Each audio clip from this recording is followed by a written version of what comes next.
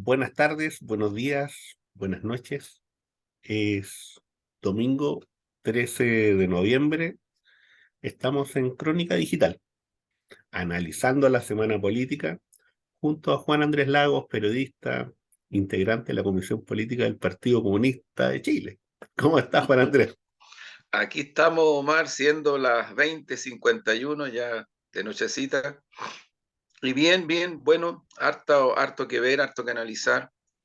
Destacar esas más de 400 visitas. Sí, Yo siento que eso es bueno, más que nada porque yo creo, Omar, que con mucha humildad, pero estamos intentando los dos en este espacio un formato que centra en contenidos, centra en información, en análisis. Y bienvenidas y bienvenidos las y los que lo quieran visitar con sentido crítico. Las propuestas, las críticas, bienvenidas sean. sí, por supuesto. Eh, Ese no es un punto de referencia, ni siquiera un borde, tan pitucamente como algunos dicen en estos días. Al contrario, es parte de la necesidad de la construcción de pensamiento. Así que contento en ese sentido porque uno siente que está haciendo el esfuerzo para aportar. Y contigo, que yo creo que le das una mirada muy cultural y en muchos aspectos de una dimensión universal que se requiere también para los análisis.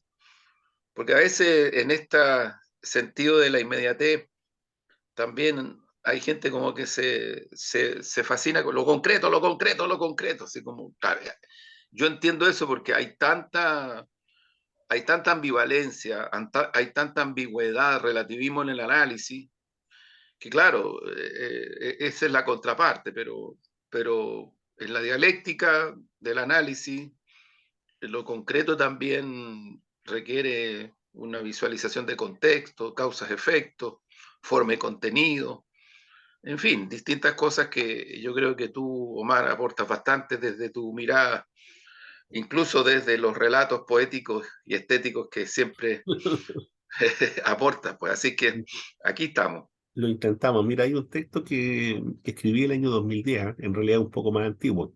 Se Ya, publicó el 2010, que se llama Informe 1. Señor encargado de asuntos especiales, como se dispuso, paseo irremediablemente por las calles de Santiago, atosigada de vendedores, oficinistas, carteros y carteristas, suplementeros, embaucadores, mimos, ciegos y de manera recurrente desempleados y extranjeros. Bajo este rompecabezas, las marchas con sus lienzos se pierden en el barullo. Todo está registrado, a pesar de la calma, porque como usted dice, con estos cabrones nunca se sabe. está bueno. ¿Cuándo lo escribiste eso, Marta? Bueno, Eso tiene que haber sido por ahí por el año 2004, 2005. ah, Sí, se ya. publicó por ahí por el 2010. Pleno periodo de Sí, la embriaguez posmoderna neoliberal, ¿no? Fin de la exactamente, historia y todo eso. Caída de los socialismos exactamente. de rabo, de los socialismos reales. Sí, sí, sí. Salida pactada, pacto transicional en Chile, Claro, se estaba viviendo toda esa fiesta, toda todo esa fiesta. todo ese embrujo, ¿no? Sí, El flautista de Hammerlin estaba ahí, pero feliz. estaba feliz, Las pues. ratitas seguían así, pero felices. Oye, a propósito de eso, lo que conversamos el otro día, las metáforas de los cuentos infantiles son Sí, tremendas. Ya han trascendido civilizaciones y el tiempo. sí, sí, sí. Es Sí, yo creo decir, el que, rey desnudo, claro, por supuesto, el por rey supuesto, desnudo. Pucha, por bueno, supuesto. La Bella Durmiente, ¿no? Sí, la Bella Durmiente, hay cosas que son muy interesantes. El comercio, aportes a la universalidad de la reflexión claro, estética y claro. ética, por cierto, claro. Sí, Alicia en el País de las Maravillas. Alicia en el País de las Maravillas, tremendo, tremendo Sí. cuento, sí. Son ¿Qué cosas que decir están, Oscar Wilde? Claro, ¿Qué claro. decir, Oscar Wilde? Pero bueno, vamos, Vamos iniciando pues vamos a lo nuestro. con esta mirada de lo geopolítico. Destaqué esta semana dos, tres articulitos que a mí me parecieron interesantes, principalmente porque captan lo que se está discutiendo y las intenciones, ¿ah? Rusia, Ucrania y la sensación del fin del mundo en Europa. Esto es del New York Times, sabiendo que en el New York Times, ¿no? ¿Cuál es la mirada? ¿Qué es lo que plantea el autor en este artículo? En palabras sencillas, lo que dice es que el segundo campo es el de los optimistas. Él hace un relato entre pesimista, optimista y qué sé yo, y realista. Pero quise tomarlo de los optimistas en cuanto al conflicto que se está viviendo en Ucrania, ¿no? Esta guerra.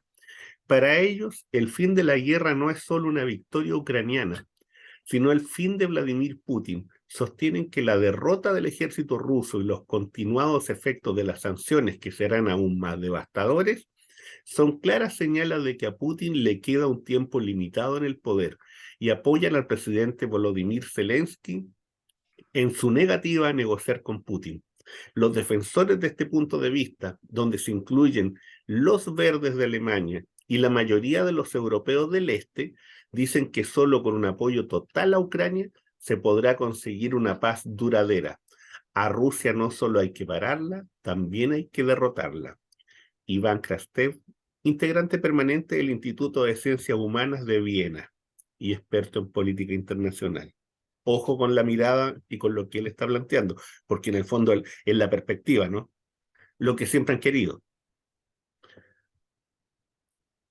The Guardian. Joe Biden buscará establecer líneas rojas entre Estados Unidos y China en las conversaciones con Xi Jinping. ¿Qué dice The Guardian? Dice que Joe Biden, animado por el avance militar en Ucrania y la retención demócrata del Senado de Estados Unidos, dijo que buscaría establecer líneas rojas en la relación de Estados Unidos con China cuando se reúna con el presidente Xi Jinping el lunes antes de la cumbre de líderes mundiales del G20 en Bali. En una cumbre asiática el domingo antes de su primera reunión bilateral con Xi, Biden estableció algunos parámetros firmes sobre la libertad de navegación en el mar del sur de China y advirtió a China contra el intento de una invasión de Taiwán, a la que reclama, pero también dijo que quería mantener abiertas las líneas de comunicación con Beijing. Detrás de la idea, ¿no es cierto?, de la libertad de navegación está el control del mar de China. Desde RT, ¿cierto? Sabemos derrotar a un enemigo poderoso o alianzas hostiles, incluso en solitario. ¿Qué dice el señor Dmitry Medvedev? Rusia está luchando sola contra la OTAN y el mundo occidental. Por lo tanto, cualquier paralelismo con el pasado es erróneo o impreciso, excepto uno. Sabemos derrotar a un enemigo poderoso o alianzas hostiles, incluso en solitario. Lo dice el vicepresidente del Consejo de Seguridad de Rusia. Acá un artículo bien interesante que se lo recomiendo, ¿eh? Se lo recomiendo, está en una página que se llama el Observatorio de Trabajadores. Berlín va a Beijing, la verdadera realidad. Un artículo de Pepe Escobar, bueno, nosotros lo hemos recomendado muchas veces como analista, ¿no es cierto?, de temas internacionales, temas geopolíticos. Sólidas fuentes empresariales alemanas contradicen completamente el mensaje emitido por el Consejo Alemán de Relaciones Exteriores sobre el viaje a China. Según estas fuentes, la caravana de Scholz fue a Pekín para establecer esencialmente los pasos preparatorios para elaborar un acuerdo de paz con Rusia, con China como mensajero privilegiado. Esto es literalmente lo más explosivo, geopolítica y geoeconómicamente, que puede haber.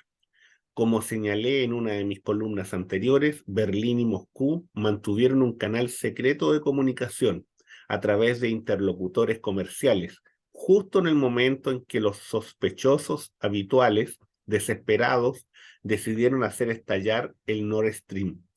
Hay más. La caravana de Scholz puede estar tratando de iniciar un largo y enrevesado proceso para acabar sustituyendo a Estados Unidos por China como aliado clave. No hay que olvidar que la principal terminal de comercio conectividad del BRI en la Unión Europea es Alemania, la cuenca del Ruhr. Eso afirma Pepe Escobar de manera bastante interesante y bien, yo diría, bueno, es una tesis que remece muchas cosas. De Global Times, estamos hablando del Partido Comunista Chino. Cuando los académicos estadounidenses piensan como políticos, la gente ya no comprará sus palabras. Esto cabe mucho para nosotros también, ¿eh? Desde América Latina. Hemos hablado bastante de Fukuyama. Por cierto, Fukuyama ha estado atrapado en su teoría obsoleta durante tanto tiempo, ya que Estados Unidos se ha limitado al orgullo y al prejuicio, representados por el fin de la historia. Por supuesto, el sistema capitalista estadounidense creó algunos milagros en las últimas décadas, pero la arrogancia desarrollada junto con los milagros ha cegado y paralizado al país de ver y arreglar sus crecientes montones de problemas. La Tierra no gira en torno a políticos y académicos estadounidenses. Y como el mundo es tan diverso, ninguna teoría de ningún tipo puede establecer el tono para el desarrollo de la humanidad. Un fenómeno irónico puede demostrarlo. La mayoría de la gente ya no plantea el fin de la historia, excepto para burlarse de él, dijo Shen. Y eso está hablando, ¿no es cierto?, de un momento particular también de la discusión política, de la gran Así es. discusión política, ¿no? Estamos hablando de la gran discusión política, no estamos hablando del tema pequeñito, estamos hablando de la discusión de fondo y estamos tratando de tocar los temas, ¿no es cierto?, que están subrepticiamente sobre la mesa y que muchas veces no están tampoco en nuestros medios de comunicación ni en nuestros analistas. Juan Andrés, hay otro elemento, ¿no? Sí, no, sin duda. Mira, Está lo de yo Pedro creo que Castillo, hay una serie de cuestiones ahí hay muy importantes que, en América hay Latina. que, en este cuadro complejo, intenso, yo insisto, antes de entrar con algunos elementos, que la pobreza y la distorsión que se hace en los medios hegemónicos en el territorio chileno del cuadro mundial es tremenda, tremenda, tremenda, tremenda, tremenda. Y en las redes, ¿ah? Porque no es solo los canales de televisión, es el espacio mediático completo. De la euforia a la frustración, de la frustración a la esquizofrenia, en fin, es muy complejo lo que hacen, pero bueno, no tienen, lamentablemente en territorio chileno, no tienen alternativa, porque la hegemonía en este país que se instaló con el terrorismo de Estado de los 90 en adelante, no solo se mantuvo, se incrementó, se relegitimó, adquirió un rol político estratégico mucho más fuerte, estoy hablando de la hegemonía mediática. Y algunas y algunos todavía no quieren ver la importancia, la significación que tiene que esto como concepción de construcción de falsa conciencia, por otro lado de retención, de contención, de impedimento de las transformaciones, de construcción de realidades, certezas colectivas, en fin, hay muchas cosas que están en juego ahí. Habría mucho que decir, pero mira, parto de algunos datos importantes. El atentado en la capital de Turquía hace poquitas horas, dejó más de 80 personas heridas en el centro de Estambul. Hasta ahora, lamentablemente, si no me equivoco, varias personas muertas, creo que son 6, pero muchas heridas y heridos. Hay un esfuerzo grande del sistema de salud turco para enfrentar este atentado terrorista, que duda cabe. Pero ¿en qué momento se produce este atentado? Que este es el punto de referencia que quiero marcar. Horas antes del atentado, el presidente Erdogan, que yo no voy a decir que esté a favor o en contra, quiero mirar la situación, el contexto, para que se entienda que los procesos globales y los procesos internacionales también tienen complejidades que es necesario mirarlas con atención, requieren una construcción analítica compleja. Y no es que uno quiera ponérsela, es que es así. Yo no quiero hacer referencia a Erdogan y a su gobierno como si yo fuera partidario de Erdogan y su gobierno, pero hay cuestiones que sí es importante tener presente. Erdogan, el gobierno de Erdogan, siendo parte de la OTAN, sin embargo, discrepa o por lo menos muy cercano a la OTAN, discrepa de la lógica de guerra y de intervención y de sentido fratricida que ha adoptado la política militarista norteamericana y la OTAN contra Rusia. Él no habla de la guerra de Ucrania, él habla de una política de Occidente impulsada por el imperialismo norteamericano y por la OTAN, o sea, por la Unión Europea, de acoso permanente a Rusia. Esa es la visión que tiene Erdogan de esta situación y ha apelado a eso. Y justo antes de este atentado criminal en la capital de Estambul, Erdogan había planteado, terminada una reunión en la cual participó, de varias que se están produciendo en este momento a nivel planetario, una de las cuales, o varias de las cuales, o dos creo, de las cuales va el presidente Boris, eh, él participó. Y concluida su participación, dice, está llegando y pasó el límite la agresión permanente de Estados Unidos y del Occidente y de la OTAN hacia Rusia. Lo dice con estas palabras. Y lo que está haciendo Rusia, dice Erdogan, es resistir. En ese contexto, cuando él toma posición en un evento multilateral respecto de esto, se produce este atentado. En el centro de Estambul, un dato no menor, en esa zona donde fue el atentado está el consulado de Rusia. Entonces no es que uno quiera hacerse teorías conspirativas como dicen algunos en nuestro país tan livianamente, para tratar de disminuir las cosas, porque todo lo relativizan. No, si no son teorías conspirativas. Es que no es el primer caso en donde el imperialismo norteamericano y las sociedades europeas aplican el terror para generar determinadas situaciones. En esta semana y en estos meses. No es la primera vez. Hay una serie y sucesiva de situaciones que van en esa dirección.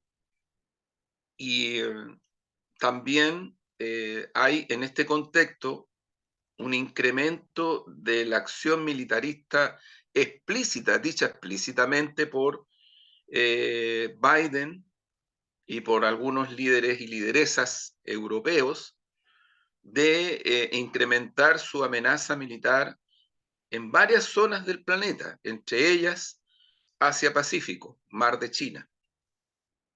Y que yo, con mucho respeto y con mucha humildad, creo que China se tardó un poco en observar que la política norteamericana en los últimos meses, en medio de la crisis del capitalismo salvaje, que va desparramando secuencias y secuelas, necesariamente para resolverla a favor de sus propios intereses, iban a desatar conflictos militares, incrementos y amenazas militares en distintas zonas del mundo. Yo ahí, una vez más digo, comparto en este sentido, no es que tengamos la misma doctrina, pero comparto con mucha humildad en este sentido el análisis que hace el Papa Francisco, ¿no? Que este es el análisis que él hace, ¿no? Entonces, creo que es súper importante poner en este contexto lo que está ocurriendo. Este triunfalismo absurdo, bastante pequeño, inhumano, que uno observa en quienes con cierta hasta angustia atávica que se transforma en violencia, tratan de disminuir la incidencia de lo que significa esta acción militarista norteamericana y de la OTAN hacia Rusia, en el Asia-Pacífico, en el Mar de China, O sea, estamos hablando de movimientos militaristas y guerreristas de intervención eh, muy intensos, ¿no? Muy intensos. Y por tanto, es súper importante tenerlo esto como punto de referencia. Cierro con lo siguiente. También en estas últimas horas hay una declaración de el principal jefe militar del Estado Mayor norteamericano que dice que Ucrania debería apresurar su paso para entrar en negociaciones con Rusia. No lo han tomado en cuenta en ninguna parte, a menos en Chile, porque eso les contradice este triunfalismo, esta embriaguez que tienen aquí, eh, de una superficialidad impresionante. Pero ¿por qué lo dice? Porque el análisis que hace este alto militar norteamericano es que hay dos variantes muy determinantes en la situación. Una, que efectivamente lo de Rusia es un repliegue militar que implica tomar posesión de zonas estratégicas para la mantención de una superioridad territorial que se mantiene en el tiempo. Dos, que se está produciendo una situación más rápida de lo que se esperaba. Tú leíste algo respecto de Alemania y China, pero ahora es Rusia, la India en el tema del petróleo, Rusia, la India en el tema del petróleo, que incrementan su intercambio, Irán, Rusia en ese tema, y en ese contexto de multilateralismo intenso y creciente en el terreno económico, macroeconómico, se produce también la apertura de una posibilidad que podría lamentable y trágicamente ser muy terrible, que es el escenario del invierno extremo en esa zona del mundo, del invierno extremo en esa zona del mundo. Va a cambiar, ya está cambiando el carácter de la ausencia o el alto valor del gas, y Estados Unidos y la OTAN apostaron en contra de sus propios pueblos, porque lo que están viviendo los pueblos europeos es día a día una situación cada vez más crítica desde el punto de vista de los precios y del valor del gas, a costa del sufrimiento de sus propios pueblos. Han tratado de mantener y de sostener el incremento incluso de las sanciones en contra de Rusia. Ese es el cuadro. O sea, yo creo que el efecto que puede tener desde el punto de vista estrictamente militar la llegada del invierno, del duro invierno, en las fronteras y en los territorios donde actualmente se confrontan, por un lado Rusia y por otro lado miles, decenas de miles de no mercenarios, hablemos las cosas como son, de soldados norteamericanos, rumanos, polacos, italianos, ingleses, franceses, belgas, que están todos metidos ahí, todos. A mí me extraña que, fíjate que Rusia no haya sido más explícita respecto de develar esta situación, pero se sabe, es absolutamente parte de la situación. O sea, es prácticamente todos los alemanes también hay, por cierto. Yo francamente creo que es mejor hablar con la verdad y con la certeza. O sea, lo que está enfrentando Rusia es una agresión militar generalizada. En eso tiene razón lo que decía el vicepresidente del Consejo de Estado ruso. Tiene razón. Y vuelvo a Erdogan. A Erdogan le van a cobrar tanto los norteamericanos como los europeos lo que dijo, porque puso las cosas en un término de referencia que es real, pero que advierte de que Turquía no va a entrar a la fase que quiere que entre Estados Unidos y los países europeos. Bueno, un dato no menor. El otro día hablábamos de cómo la comunidad mundial de naciones, salvo Israel, salvo el gobierno de Bolsonaro y el gobierno de Zelensky, porque Israel estuvo en la posición norteamericana y los otros dos se abstuvieron, todas y todos los demás naciones del mundo condenaron el criminal bloqueo a Cuba como una violación, pero tremenda, a los derechos humanos de un pueblo entero, que no tiene ninguna justificación. Si uno lee y si uno mira los canales, las cadenas como CNN, como BBC, como un montón de otras, al calor de este bloqueo acusan al actual gobierno de Cuba de ser responsable de las situaciones que se viven dentro de la isla. Y no dicen una palabra respecto del bloqueo. Una. O sea, hay una aceptación de una criminalidad para provocar el estrangulamiento de un pueblo entero. Pero no se asume, y a mí me extraña que también en nuestro país haya un silencio cómplice que va más allá de la derecha, que va mucho más allá de la derecha. Parece que como que nos anduvimos olvidando del internacionalismo, de la solidaridad. Algo el otro día yo creo que fue re importante y ha sido re importante en ese sentido la conversación que tuvimos con Lautaro, la Sí. reunión del encuentro de partidos comunistas y obreros del mundo en La Habana. Y bueno, fíjate cómo es la vida. En estos momentos voy a dar, no sé si una primicia, pero una noticia importante, pero ojo, en este contexto. Está acercándose a Cuba un barco turco que lleva una central hidroeléctrica eh, que, que se puede mover, o sea, que se transporta. Y es un aporte concreto que Turquía hace a Cuba en el contexto de un intercambio bilateral de las dos naciones.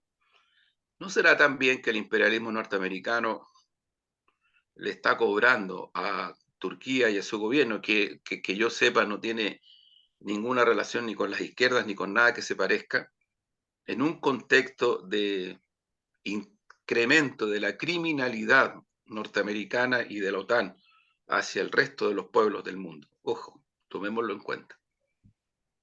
Sí, mira, Juan Andrés, frente a lo que tú estabas planteando, yo quisiera reivindicar en primer lugar el valor de la geopolítica, el valor de la geopolítica en un contexto, ¿no es cierto?, eh, en donde la posibilidad de un mundo multipolar se abre.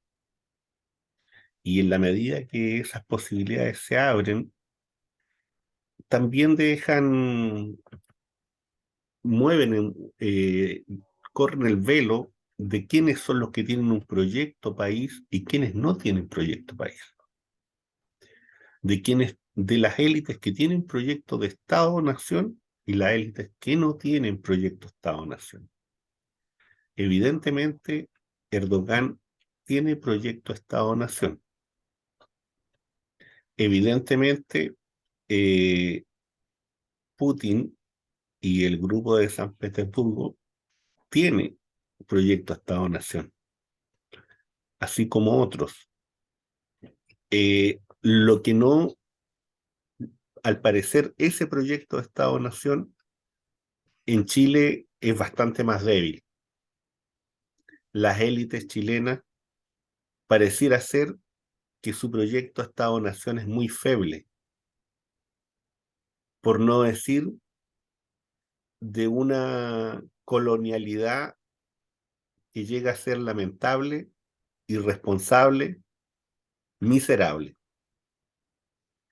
Porque cuando no se tiene proyecto de Estado-nación, en definitiva no tenemos los elementos necesarios para poder ubicarnos en el nuevo contexto geopolítico que tiene que ver con este principio de lo multipolar, sino que más bien estamos cumpliendo una función, ¿no es cierto?, de una asignación a través, ¿no es cierto?, en este caso, de un patrón, de un dueño.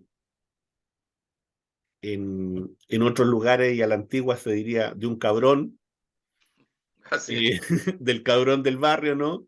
cabrón del barrio. Del Los cabrón del futres, barrio, como dicen por ahí, claro, los del futres, cabrón que es del un barrio, término muy, muy antiguo, pero usado por claro. las clases populares en Chile. Y entonces la élite, nuestra élite, no es más, ¿no es cierto?, que los pequeños gañanes que cumplen esa función del cabrón.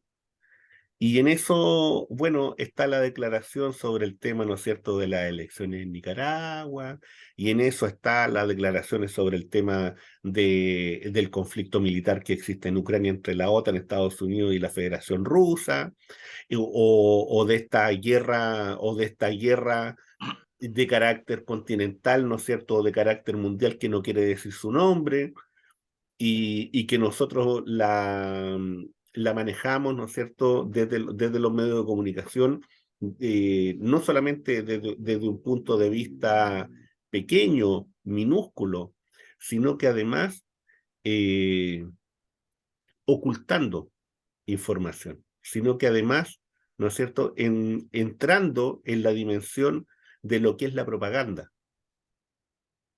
de lo que es la propaganda política abierta y clara, incluso a veces de forma y de modo que son exagerados en, en la mentira, abiertamente en la mentira. Y eso yo creo que es una de las situaciones más graves que se están produciendo y que se vienen produciendo desde hace un tiempo con los medios de comunicación y con los analistas. Bueno, Omar, mira, yo te digo, no estamos hablando, yo estoy muy de acuerdo contigo porque no estamos hablando ni siquiera de algo cercano a la teoría. Hace un tiempo atrás, Zelensky, impulsado por Estados Unidos, intentó intervenir en la reunión de Mercosur y no se fue aceptado. Brasil, el gobierno Bolsonaro también lo avaló. Ujú, Pero ocurre que en el único país de nuestra región donde una universidad que es pontificia, la Universidad Católica de Chile, él dio una charla virtual a la comunidad académica que quiso escucharlo en esa universidad. Y un tipo que es un neofascista, que ha cometido su gobierno crímenes de lesa humanidad en contra de sindicalistas. Hay una matanza de jóvenes comunistas, de decenas de jóvenes comunistas hace unos años atrás. ujú, Decenas, no estamos hablando de uno o dos, decenas. La cantidad no es lo significativo, o lo es en este caso, o lo es, pero estamos hablando de ese tipo de gobierno. Y hoy día, en estas horas pasadas, eh, algunos grupos en Brasil pidiendo un golpe de Estado en contra del comunismo. En este momento en Bolivia, de nuevo una intentona golpista en contra del gobierno legítimo, democrático, electo de ese país. Y en nuestro propio país, y hoy día en su entrevista el propio presidente Boris lo decía, o sea, sí que no estamos hablando de teoría, que hay anticomunismo que quiere abrir camino a situaciones que en la historia de Chile no han ocurrido una vez, han ocurrido en distintos momentos y cuyo objetivo es golpear la posibilidad de transformaciones sociales. Eso es.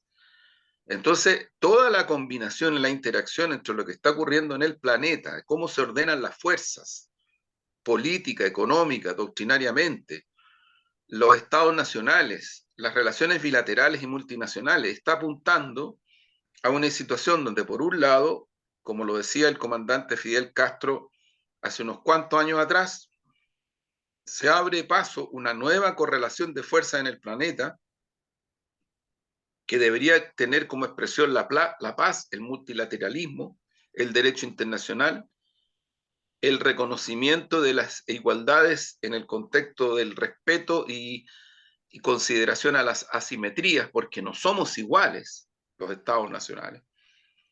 El término de este militarismo voraz, terrible, que es usado como negocio por el imperialismo norteamericano, pero también como forma de dominación.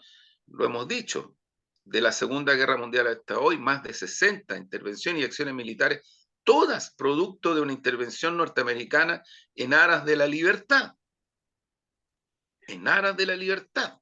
Y que aquí la élite criolla y la élite que tanto cuestiona lo que ha planteado con razón, de forma y fondo, Daniel Jadwe, ¿no? Al cual golpean permanentemente, ¿no? Y ojo que a veces cuando con tanta cierta liviandad, lo digo con mucho respeto, se le critica desde el campo progresista porque no se trata de polarizar. Cuidado, cuidado que en el mundo en este momento las cosas están como están, o sea, intento de golpe de Estado en Bolivia. Intentaron matar a la presidenta de Argentina, pero aquí hubo canales de televisión donde personas concretas ironizaban y aliviaban lo que fue un intento de asesinato de la vicepresidenta de Argentina.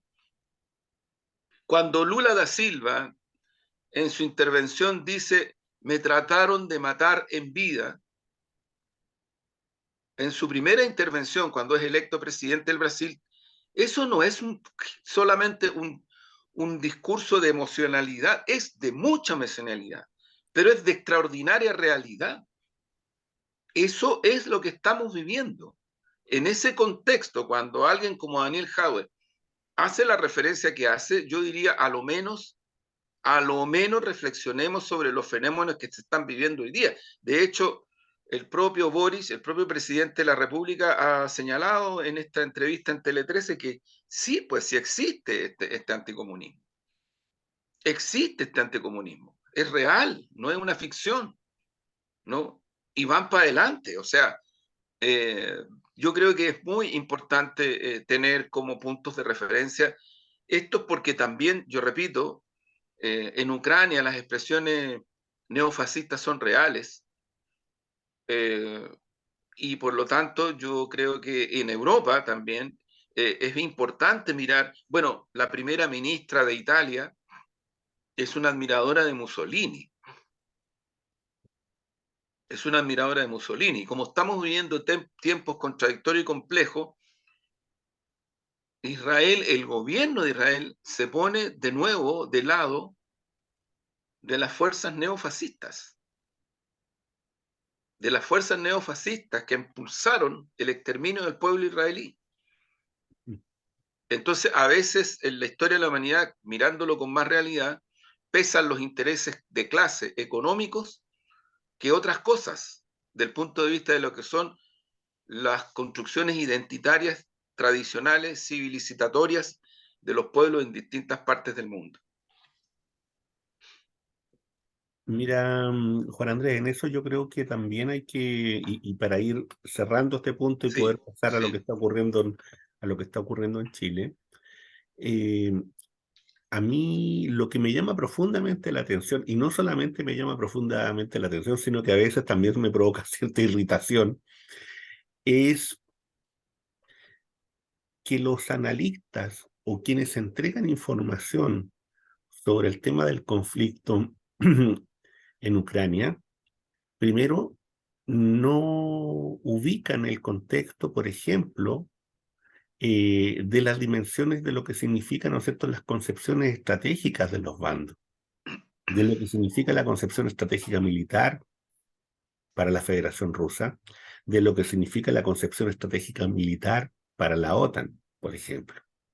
Porque ahí se establecen miradas y tipos de acciones, y eso no se expone, por ejemplo. Tampoco se expone el hecho de que hoy día todo este llamado, desde algunos sobre todo, al diálogo, ¿no es cierto?, desde Zelensky, hay que ver cómo lo está mirando la contraparte.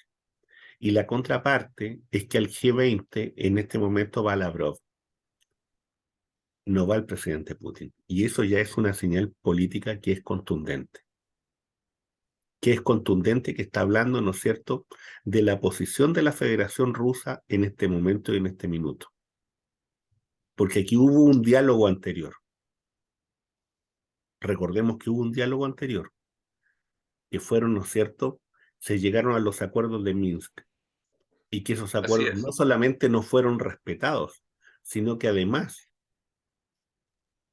un presidente ucraniano vino y dijo que esos acuerdos para lo único que eran necesarios era para obtener más tiempo, para que llegaran más tropas, para que llegaran más armas.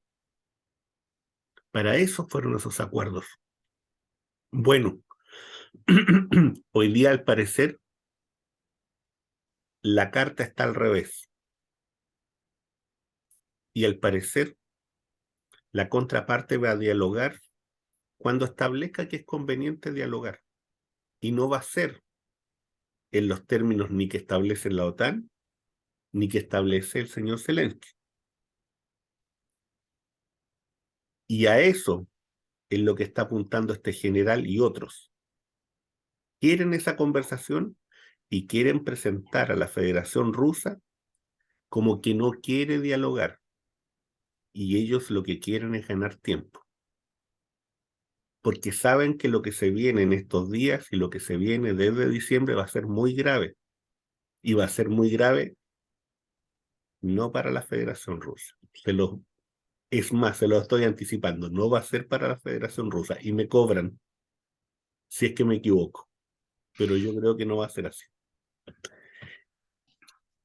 Bueno, en el caso chileno se dan situaciones también muy complejas, ¿no? Para que hagamos el aterrizaje brutal así, ¿no? Eh, el presidente en, en la Araucanía, eh, una situación, ¿no es cierto? Una puesta en escena que habrá que reflexionarla, ¿no? En el contingente de seguridad, en las reuniones que tuvo, en las propuestas que están surgiendo, y en esta situación como intermedia de lo que yo llamo, ¿no? ¿Queremos jugar la partida de Bukele o no queremos jugar la partida de Bukele? Queremos dar cierto tipo de señales, pero parece que siempre son como ahí, ahí, ahí. Y ahí es donde de repente se echa de menos, ¿no es cierto?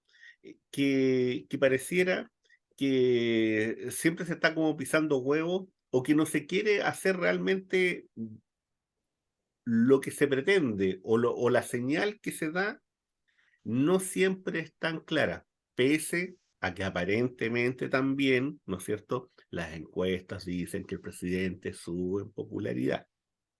Y digo en apariencia porque en realidad no sabemos si esas encuestas son reales o no, aunque pueden captar también un momento político, no hay que descartar eso. Juan Andrés, ¿cómo ves esta visita, ¿no? Este contexto en el momento en que se da?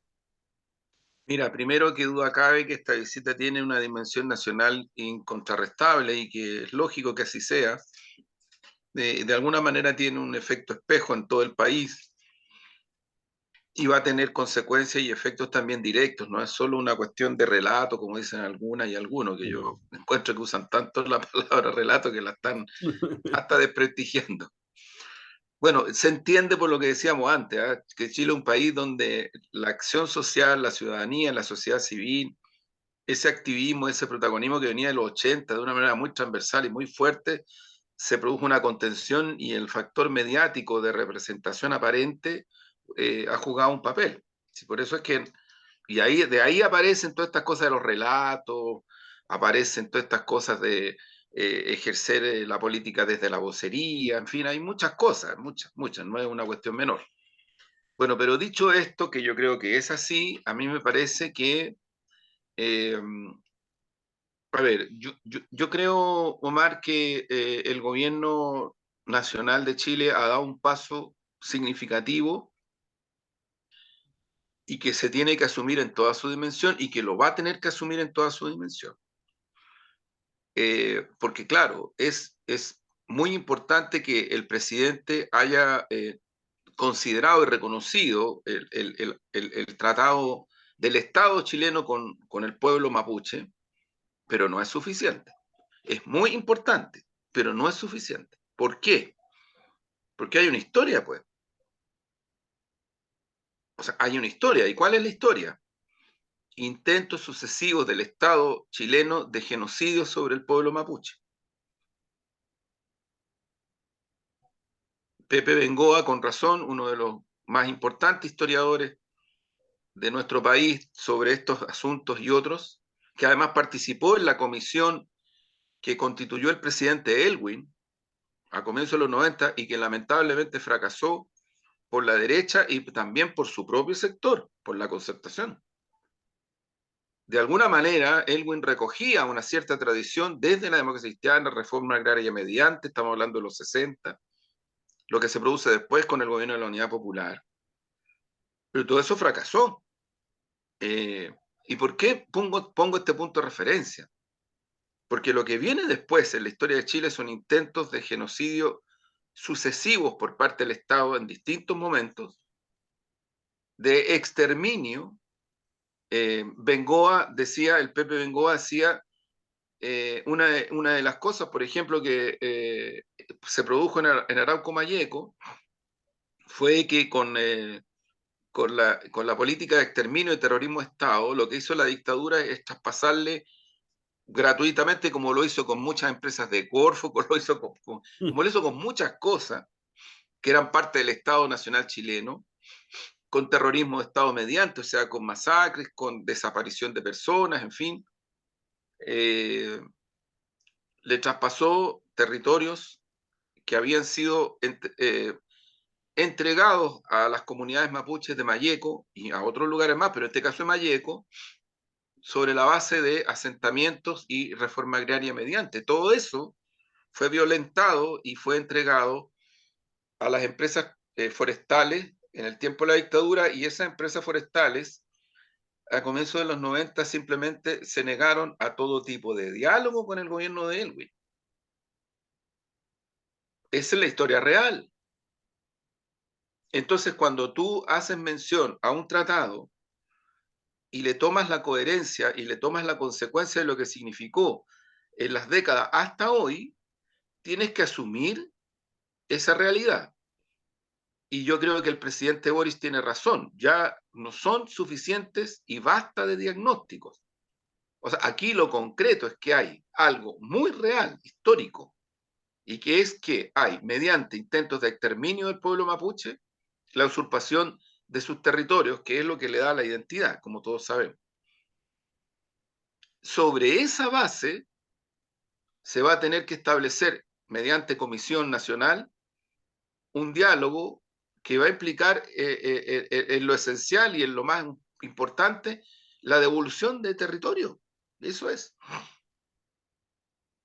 ¿Y por qué digo esto, Mar? Porque ocurre de que, como lo hemos dicho otras veces, el que está al debe el Estado chileno, porque hay dos informes de relatores internacionales de Naciones Unidas en distintos momentos, desde los 90 en adelante, no son en el mismo momento, en distintos momentos, son distintos equipos, son distintas personas que durante los 90 en adelante llegaron a la convicción fundada sobre la base del derecho internacional y sobre la base de los derechos de los pueblos, que es lo que ha permitido cuestiones en Nueva Zelanda, en Nicaragua, de cual tanto se habla, pero de esto no se habla, de lo que se habla en muchos otros, en algunos países respecto de experiencias internacionales, y donde yo diría que lo más importante es que queda establecido de que el Estado chileno judicializó y criminalizó a un pueblo ancestral. Fíjate, entonces estamos en el límite. Esta es la primera vez que un presidente coloca las cosas en otros términos de referencia. Y eso es muy importante. Pero también, si se asume a plenitud, esto implica que el gobierno chileno va a estar, en el buen sentido de la palabra lo digo, en la mira de todas las experiencias internacionales amparadas en el derecho internacional y el derecho de los pueblos respecto de qué va a pasar. ¿Qué va a pasar en concreto? Por lo tanto, a mí me parece que este punto de referencia es crucial. Es crucial. O sea, de aquí entramos a una fase a partir de la cual las conversaciones, la devolución, lo que significa el reconocimiento a un pueblo ancestral desde el punto de vista de su lenguaje, su lingüística, su cultura, sus creencias, todo pasa a tener un punto de referencia que está sustentado en el derecho internacional, el derecho de los pueblos, y que con esta propuesta el gobierno chileno asume, no solamente reconoce. ¿Qué es lo que yo creo que va a intentar y que ha intentado hasta ahora la derecha y otros sectores? Porque no es solamente la derecha y otros sectores. Van a intentar mezclar cosas de las cuales ellas y ellos son absolutamente responsables en la historia de Chile. Digo en la historia de Chile, ¿por qué? porque si uno mira para atrás, incluso antes del golpe, por impulso de la Iglesia Católica, que en un momento determinado, comienzo de los 60, de alguna manera irradia al mundo cultural, político, ético chileno y empuja la idea de la reforma agraria. La forma agraria, por supuesto. Sí, la reforma agraria parte con el impulso de la Iglesia Católica Ujú. chilena. La toma la democracia cristiana, vienen las cooperativas, vienen los asentamientos. Mira, no es casual que después del golpe de Estado, las masacres más terribles, Chigüío, Paine y otras más, son verdaderas vendetas, venganzas a comunidades campesinas y mapuche. Eso es. Entonces, bueno, pero el origen de esto viene de ese tiempo con la Iglesia Católica, después la reforma agraria de Frei, empujada también por las fuerzas populares, y bueno, se produce la unidad popular. Nunca la izquierda, nunca en su historia ha atacado a las comunidades y a los pueblos mapuches. Al contrario, han sido aliados estrechísimos en la historia de Chile, estrechísimos. Entonces creo que en ese sentido, aquí la historia lo que muestra es que hay un sector, la derecha, la oligarquía, que tiene que asumir que se llegó a un momento en el cual, en el contexto mundial y en el contexto local, vamos a tener que avanzar en esa dirección. Yo digo esto, Omar, con tanta fuerza porque creo que hay dos situaciones que tampoco este gobierno y la izquierda en particular es responsable, pero las asume. No es que no las esté asumiendo. Una, la extrema pobreza, marginalidad, fragmentación que hay en toda la macrozona. Es la zona más pobre de Chile. Si esto cuando alguien dijo al presidente se impactó porque creo que son como 20 o más comunas de esa zona donde las escuelas no tienen agua potable. De eso estamos hablando. De eso estamos hablando. O sea, hay una pobreza extrema. Y sin embargo de esto ni la derecha, ni las forestales, ni otros sectores que han gobernado este país hablan. Hablan. Lo han ocultado, lo han omitido. Aquí hay un plan del buen vivir que no será perfecto, pero tiene un tronco, una arquitectura que yo creo que es fundamental fortalecerlo e incrementarlo, pero no disminuirlo. Y esto va en simultáneo a lo primero, no es separado, no es separado.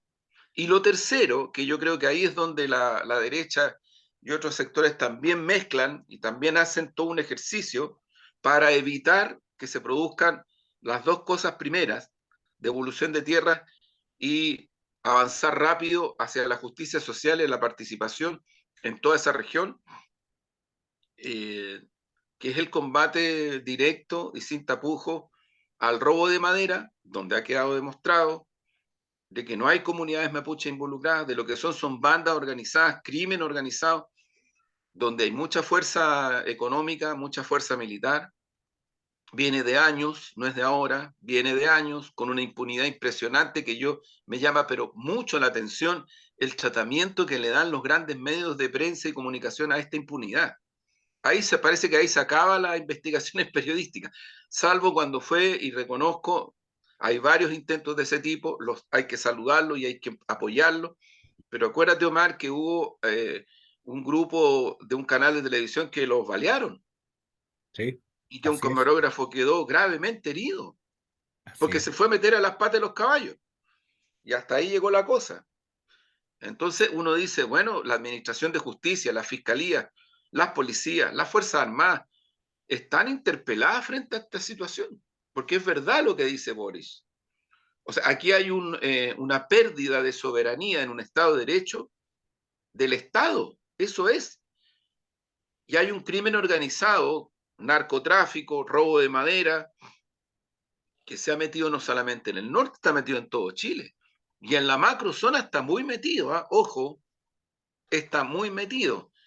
Yo creo que algunos se van a sorprender o van a tratar de ocultar que las investigaciones que se están haciendo pueden llegar sorpresivamente a cosas que algunos no esperan o no creen que eran como son, que no tienen mucha y directa relación con las comunidades. Tienen que ver con otros fenómenos, insisto, negocios como el lavado de dinero, robo de madera y crimen organizado frontalmente, ¿no? Entonces, siento que esa simultaneidad se ha adoptado muy bien.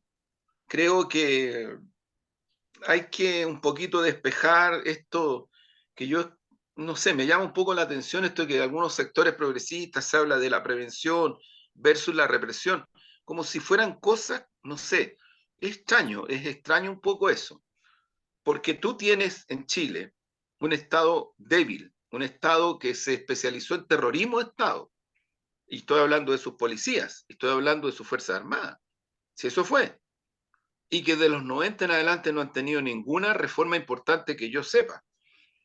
Entonces, sobre inteligencia provincial, sobre prevención, investigación, o sea, son cuestiones que es necesario cambiar mucho y radicalmente, pero sobre la base de superar este concepto del enemigo interno, este concepto de la asociación perversa que siempre y constantemente hace la derecha y otros sectores además que han caricaturizado el octubrismo como si hubiera sido esas millones y millones de personas que salieron a las calles durante tanto tiempo a luchar por un Chile mejor y que gracias a ellas y ellos estamos a lo menos en este proceso constituyente tan laxo, pero gracias a ellas y ellos, no fue de otra manera, que le abrieron camino a esto, y en eso Daniel Jaude yo le encuentro toda la razón, o sea, el acuerdo este entre comillas nacional del 15 se tiene que asumir como un acuerdo que contener, también buscó contener, ¿para qué estamos con cosas? No era puro que le demos causa institucional, no vengan con cuentos. Eso fue un salvataje a Piñera, que estaba ahí en las cuerdas. Y eso lo sabíamos todos, y lo sabía el alto mando militar, y lo sabía Estados Unidos, que también intervino, como siempre ha intervenido en la élite política chilena, y le viene a ordenar aquí cómo hacer las cosas. Sí, pues, aquí estamos con cuestiones, es así, no estoy hablando de ficciones, de teorías conspirativas, porque la verdad que ya me tiene un poco cansado esto de que para desprestigiar los análisis hay algunos que tratan de ampararse en el sentido común y obviar el sentido del análisis más profundo y los actores y los factores que están dentro de su análisis, incluido el imperialismo norteamericano en Chile y en este tipo de situaciones.